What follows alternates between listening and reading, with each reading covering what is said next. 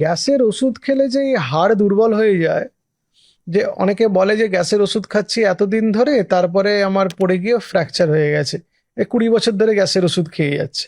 তো গ্যাসের ওষুধ খেতে গিয়ে যে শরীরে বিভিন্ন রকম অসুবিধে হয় এবং দীর্ঘদিন ধরে আমাদের এই ওষুধগুলো খাওয়ার জন্য তার বিভিন্ন রকম সাইড এফেক্ট হয়, তার মধ্যে একটা বড় সাইড এফেক্ট বা পার্শ্ব প্রতিক্রিয়া হলো হাড় দুর্বল হয়ে যাওয়া বা অস্টিওপোরোসিস হওয়া। এবং এর পিছনে অনেকগুলো কারণ আছে।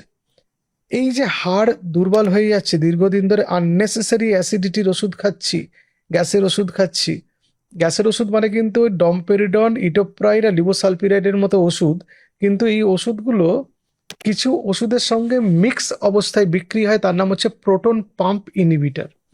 এই যে প্রোটন পাম্প ইনহিবিটর এই গ্রুপের ওষুধ, যাদের মধ্যে প্যান্টোপ্রাজল, র্যাবেপ্রাজল, এসোমেপ্রাজল, এইসব ওষুধগুলো আছে।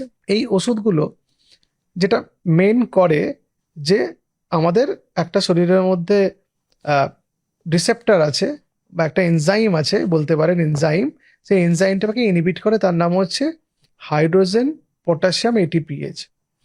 এবং এই যে হাইড্রোজেন পটাশিয়াম এটিপিএজ, এটার নাম হচ্ছে প্রোটন পাম্প।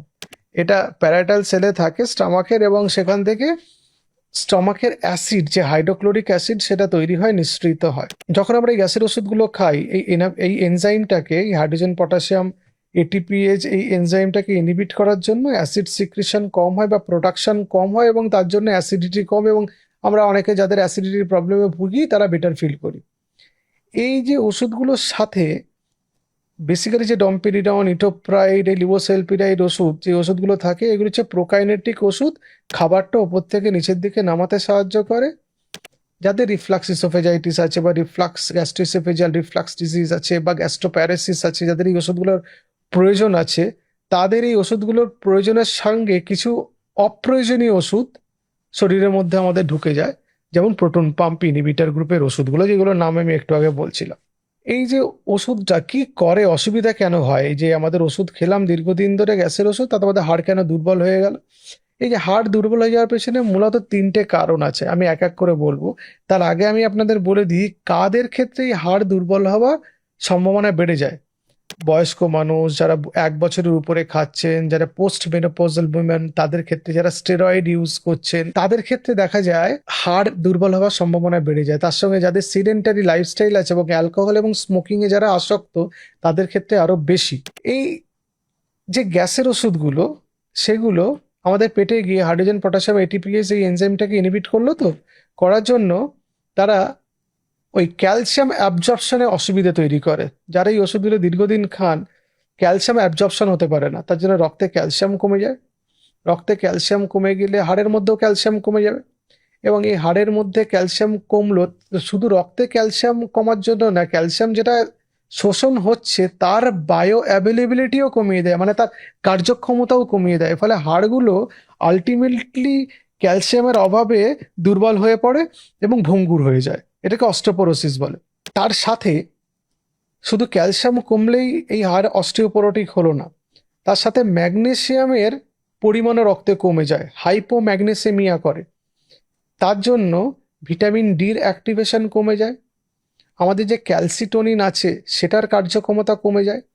ক্যালসিটোনিন বলে একটা হরমোন, প্যারাথাইরয়েড হরমোন, এই প্যারাথাইরয়েড হরমোনের কার্যক্ষমতা কমিয়ে দেয়। এবং শুধু তাই নয়, এই যে ক্যালসিয়াম অ্যাবজর্পশন হয়েছে তার বায়ো অ্যাভেলেবিলিটিকেও হ্যাম্পার করে এই ম্যাগনেসিয়াম কমে যাওয়ার জন্য।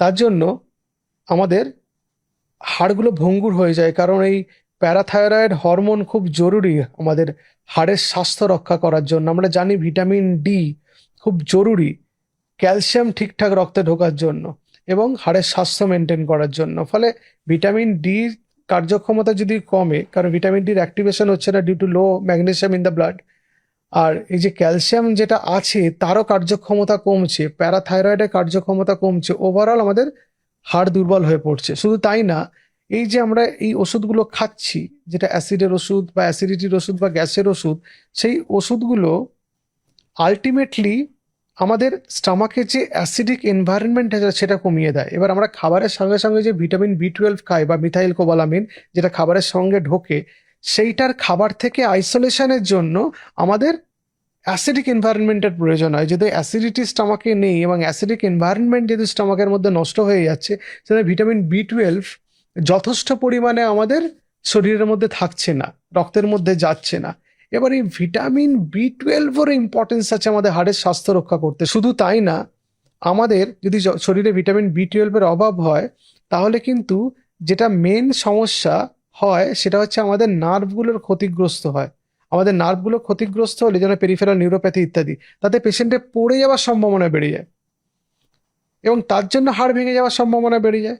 তাহলে দেখুন, ক্যালসিয়াম, ম্যাগনেসিয়াম, ভিটামিন B12 তিনটেই গন্ডগোল হয়ে যায় যদি দীর্ঘদিন ধরে অ্যাসিডিটি কমানোর ওষুধ খাই বা গ্যাসের ওষুধ খাই যার মধ্যে অ্যাসিডিটি কমানোর ওষুধ মেশানো আছে। বিভিন্ন স্টাডিতে দেখা গেছে যে যারা দীর্ঘদিন ধরে এই যে অ্যাসিডিটি কমানোর ওষুধ বা গ্যাসের ওষুধ খাচ্ছেন, তাদের হিপ ফ্র্যাকচারের সম্ভাবনা বেড়ে যায়, রিস্ট ফ্র্যাকচারের সম্ভাবনা বেড়ে যায়, স্পাইন ফ্র্যাকচারের সম্ভাবনা বেড়ে যায়। তাহলে ভেবে দেখুন, যারা দীর্ঘদিন ধরে গ্যাসের ওষুধ খাচ্ছেন, এরকম অনেক মানুষকে আমরা চিনি, বলেন যে কোথাও চোট লাগেনি, অথচ কোমরে ব্যথা, এক্সরে করতে দেখা গেল যে একটা তার কম্প্রেশন ফ্র্যাকচার হয়েছে, ভার্টিব্রাটা কম্প্রেসড হয়ে গেছে, একটা ফ্র্যাকচার। তিনি জানেন না আসলে অস্টিওপোরোসিসের জন্য হয়েছে। অস্টিওপোরোসিসের শুধু একমাত্র কারণ আমি গ্যাসের ওষুধ নয়, সেটা আপনাদের আমি বলছি না যে শুধু গ্যাসের ওষুধ খেলেই অস্টিওপোরোসিস হবে। তার বিবিধ কারণ আছে, তার মধ্যে জেনেটিকও একটা ইম্পর্টেন্ট রোল প্লে করে। কিন্তু অস্টিওপোরোসিস হলে যে হাড় ভেঙে যাওয়ার সম্ভাবনা বাড়ে সেটা তো আমরা সবাই জানি, কারণ হাড় দুর্বল হয়ে যায়।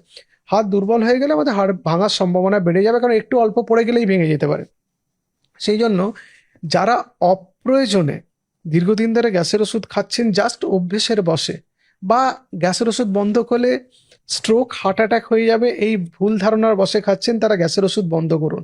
কিছু কিছু ক্ষেত্রে আপনাকে গ্যাসের ওষুধ খেতে হবে যাদের গ্যাস্ট্রিক আলসার আছে বা ইসোফেজিয়াল আলসার আছে বা ডিওডেনাল আলসার আছে, যাদের ব্যারেটস ইসোফেগাস আছে, যাদের গ্যাস্ট্রোইসোফেজিয়াল রিফ্লাক্স আছে, তাদের ক্ষেত্রে আলাদা।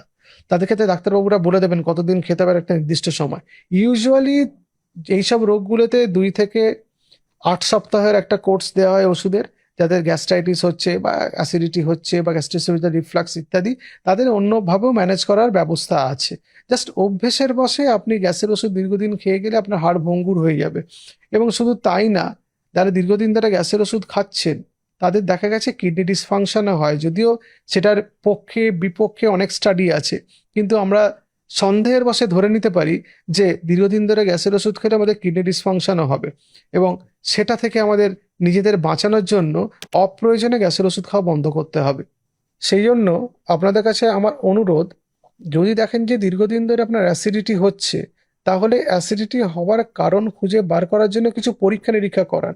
সেটা হতে পারে একটা ইউএসজি হয়তো গল স্টোন আছে, সেই জন্য আপনি একটা আপার অ্যাবডোমিনাল ফুলনেস এটা আপনি ফিল করেন, অথবা আপনার একটা গ্যাস্ট্রিক ইরোশন আছে, এইচ পাইলোরি ইনফেকশন আছে, হয়তো সেটা জানেন না। এন্ডোস্কোপি না করলে সেটা জানতে পারবেন না যে আলসার হয়ে আছে কিনা। এইচ পাইলোরি টেস্ট করার জন্য কিছু টেস্ট আছে, স্টুল এক্সামিনেশন আছে ইত্যাদি, সেগুলো করে দেখে নিতে হবে এইচ পাইলোরি আপনার ইনফেকশন হয়েছে কিনা। তাহলে তো তার জন্য চিকিৎসা করতে হবে, তার জন্য প্রয়োজনে অ্যান্টিবায়োটিক খেতে হবে। গ্যাসের ওষুধ খাওয়াটা, দীর্ঘকালীন ধরে গ্যাসের ওষুধ খাওয়াটা এই সমস্যার সমাধান হতে পারে না। সুতরাং যারা নিজেদের ইচ্ছায় দীর্ঘদিন ধরে গ্যাসের ওষুধ খাচ্ছেন, তারা গ্যাসের ওষুধ বন্ধ করুন। দেখুন আপনার কোনো অসুবিধা হচ্ছে কিনা। যদি অসুবিধা হয় তাহলে ডাক্তারবাবুর কাছে যান, তিনি কিছু পরীক্ষা নিরীক্ষা করবেন।